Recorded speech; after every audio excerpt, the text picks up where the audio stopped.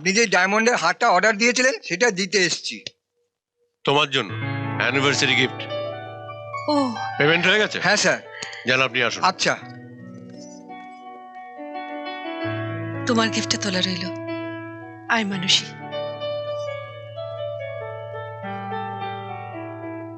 এই যে বারটা তো বেড়ে গেল, বউয়ের জন্য আলাদা টাকা লাগবে।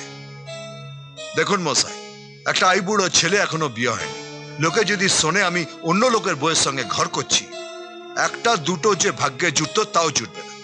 এ ব্যাপারে আমার হিস্ট্রিটা খুব ভালো, আগেই বলেছি। মটকা গরম হলে গেম ঘুরে যাবে, ভেবে দেখুন।